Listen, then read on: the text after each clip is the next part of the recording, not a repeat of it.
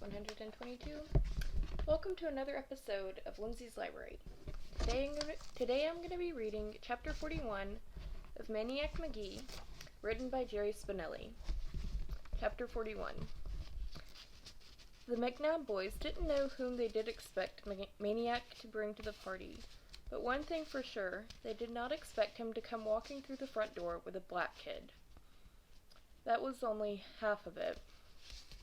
From the way the kid swaggered in, from the candy bar that jutted like a chocolate stoogie from the corner of his mouth, from the ripstone evil scowl on his face, the kid had to be none other than Mars Bar Thompson himself.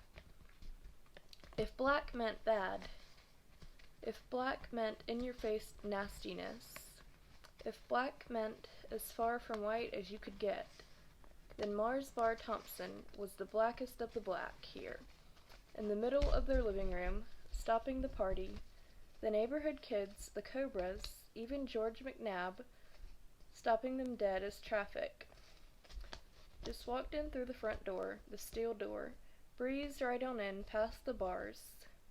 Standing there, I own this jointing there. Before they knew what was happening, before anyone could reach for anything, which of course is just what Maniac had in mind, remembering how little Grayson had known about black people and black homes, thinking of the McNabbs' wrong-headed notions, thinking of Mars Bar's knee-jerk reaction to anyone wearing a white skin, and thinking, naturally, what else would you expect? Whites never go inside blacks' homes, much less inside their thoughts and feelings. And blacks are just as ignorant of whites. The white kid could hate blacks after spending 5 minutes in the Beals house. And what black kid could hate whites after answering Miss Pickwell's dinner whistle? But the East Enders stayed in the East, and the West Enders stayed in the West.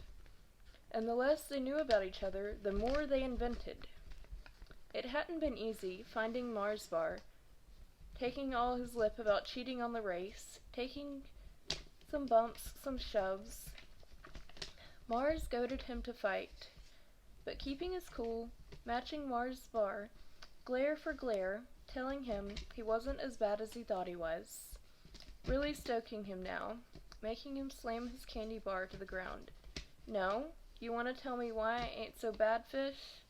Go ahead, for I'll waste ya, chest to chest. Keeping cool, letting Mars do all the huffing. Simple. You don't cross Hector, you stay over here where it's safe. How bad would you be over there?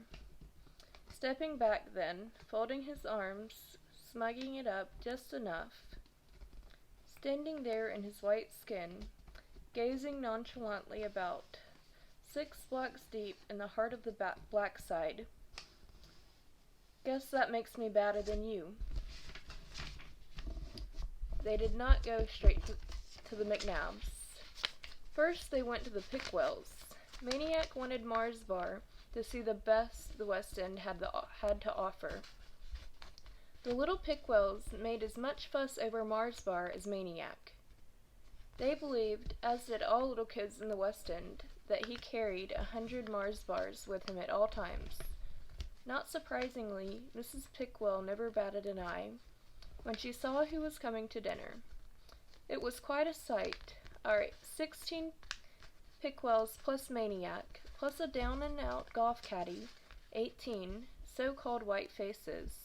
And Mars Bar Thompson, to his credit, Mars Bar didn't use the words fishbelly or honky once, though on one occasion he did bend the truth a mite. When a Pickwell kid asked him if it was true about the famous race in April, did Maniac really beat him going backwards? Mars Bar studied his fork for a minute and said, yeah, he went backward. But you got the story wrong. Wasn't me he beat.